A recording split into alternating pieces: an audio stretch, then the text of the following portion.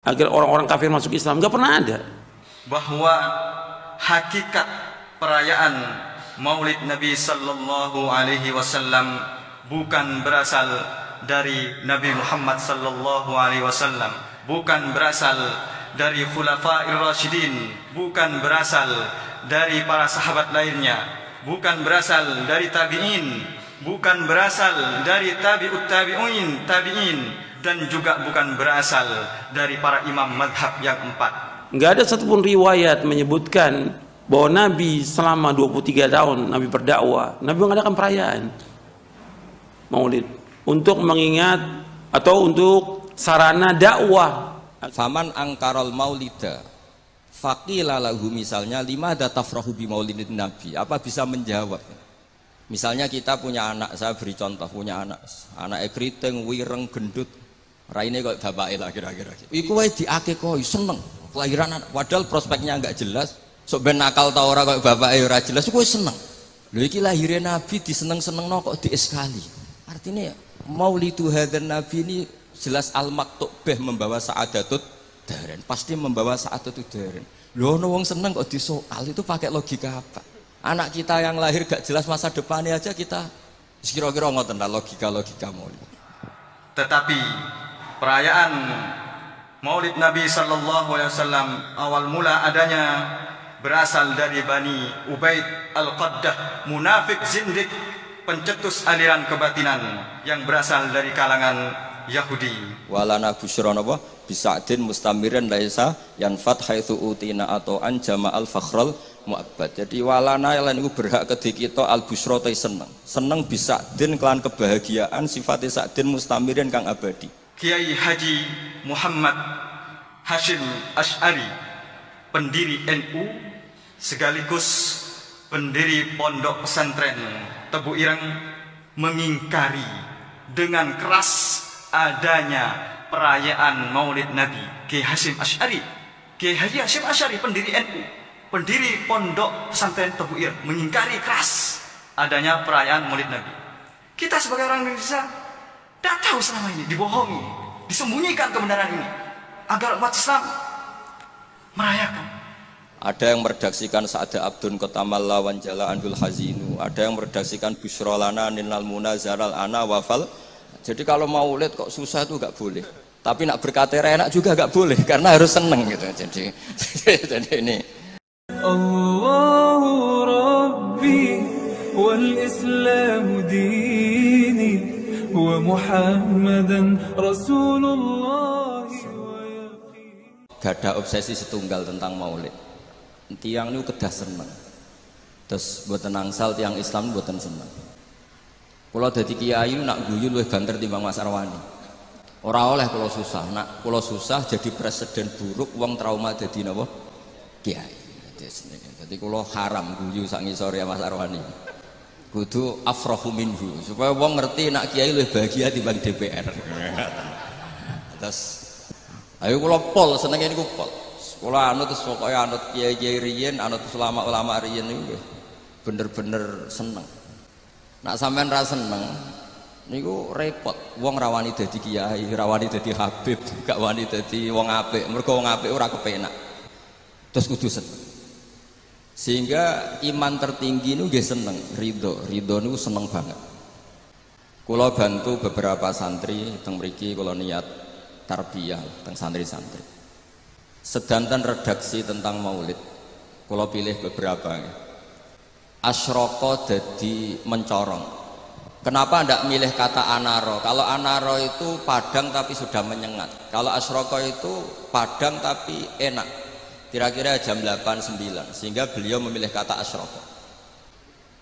Dulu Syekh Abdurrahman Ad-Dibaghi milih kata asyrokol badru alena, karena al-badru itu simbol kesempurnaan.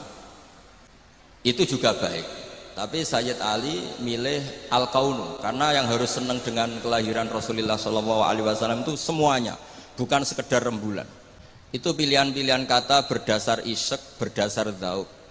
Yang al-badru karena mewakili kesempurnaan, simbolnya adalah Lailatul Badri. Al-kaunu mewakili hakikat bahwa hadal kaunu kulluh yafrah bi Rasulullah SAW. Kalau kemarin diminta disuruh Mas ora diminta, disuruh sama Gus Yasin Putra Bambun untuk ngisi maulid di dalam beliau. Saya menerangkan bahwa orang itu harus senang. Kata Sayyid Muhammad sallallahu alaihi wasallam, "Faman angkarol maulida faqila lahu," misalnya, "Limada tafrahu bi maulidin nabi?" Apa bisa menjawab? Misalnya kita punya anak, saya beri contoh, punya anak keriting, wireng, gendut, raine kok bapake lah kira-kira gitu. Iku wae diakekoi seneng, kelahiran anak, padahal prospeknya enggak jelas. Sok ben nakal ta ora kok bapake ora jelas, iku seneng. Lho iki lahire nabi diseneng-senengno kok dieskali. Artinya maulidu hadzal nabi ini jelas al-maktubah membawa sa'adatut daren, pasti membawa sa'adatut daren. Lho ono wong seneng kok disoal, itu pakai logika apa? Anak kita yang lahir gak jelas masa depannya aja kita seneng. Kira-kira ngoten ta logika maulid. Sebab itu redaksi seneng itu ekstrim tentang beberapa teks. Sehingga diredaksikan fatrobu ya halal masani. Toroban itu seneng yang agak kaul, agak berlebihan. Sebetulnya di kamus tuh ya agak-agak joget maknanya toroban. Tapi kalau tak maknanya gitu, masa kiai-kiai joget kan ribet ya. Tapi toroban itu seneng yang sudah tidak terkendali. Jadi toroban itu al-faroh yang melahirkan gerakan tubuh, itu torob. Makanya di situ tidak dikatakan fafrohu tapi fatrobu. Jadi seneng yang sampai melahirkan gerakan tubuh. Ya halal masani terus. Fahazarul yumni gharrat. Mongkau tai peparing sing serba barokah. Yumnun ini maknanya kanan. Orang Arab dalam balaghatul Arab, kanan itu simbol kebenaran, simbol keberkahan. Sehingga ketika kebenaran disebut ashabul yamin, ketika salah disebut ashabus shimal. Jadi itu ibarat yang luar biasa. Fahazarul yumni, apa yang dilakukan Nabi itu semuanya berkah. Termasuk ketika Nabi milih amal yang mafdul, yang tidak afdol. Misalnya semua orang itu tawaf itu musyatan, semuanya berjalan. Teorinya al-ajru bi qadri ta'ab. Tapi Nabi itu enggak, Nabi justru tawafa raqiban. Nabi tawaf itu secara berkendara. Dan itu menjadi berkah bagi kita. Karena yang tawaf pakai kursi roda karena uzur itu menjadi punya referensi karena Nabi tawaf raqiban. Andai kan Nabi saat itu ikut masyian, maka kita bingung cari referensi bagaimana ketika kita tawaf harus berkendara. Sehingga Nabi pilihannya mafdul saja menjadi fadil, fadil menjadi afdol. Semuanya berkah.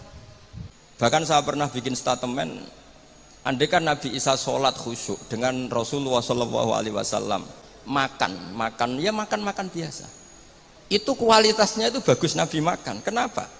Nabi Muhammad jadi Nabi itu setelah Nabi Isa karena baiknya, saking baiknya dituhankan. Jika Nabi untuk melawan nafyur rububiyah an Muhammadin sallallahu alaihi wasallam dan memaklumatkan bahwa innama huwa abduhu wa rasuluh, itu kalau makan diperlihatkan. Nabi itu kalau dahar kadang di depan rumah dan tidak pati-pati priayi gitu. Ya'kulu kama ya'kulul abdu. Dan itu sengaja.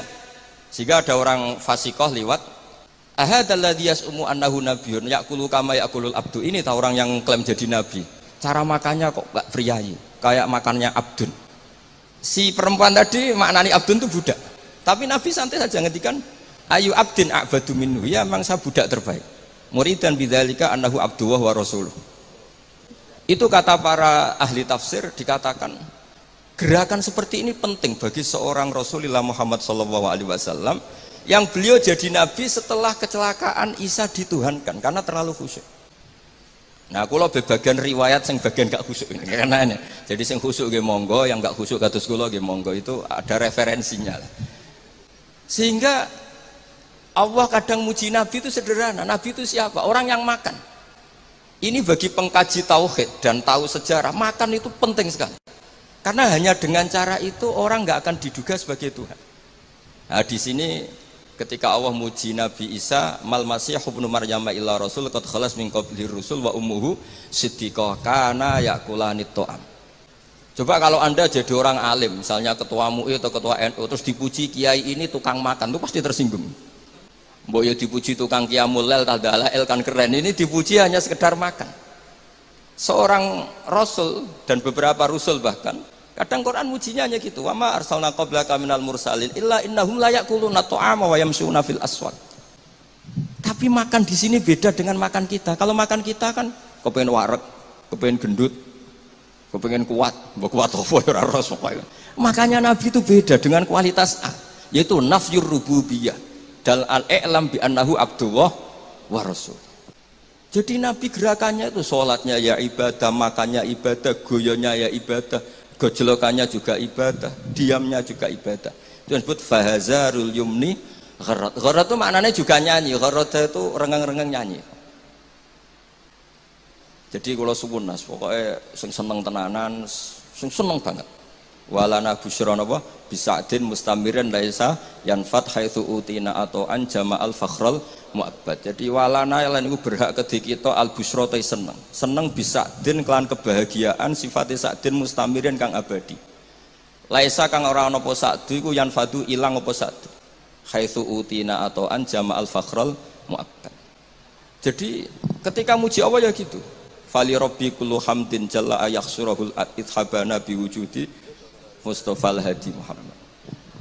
Ada yang meredaksikan Sa'ada Abdun Kotamal Lawan Jala Andul Hazinu. Ada yang meredaksikan Bushrolana Ninal Munazaral Ana Wafal. Jadi kalau maulid kok susah itu gak boleh. Apalagi tarian terus wong susah itu gak boleh.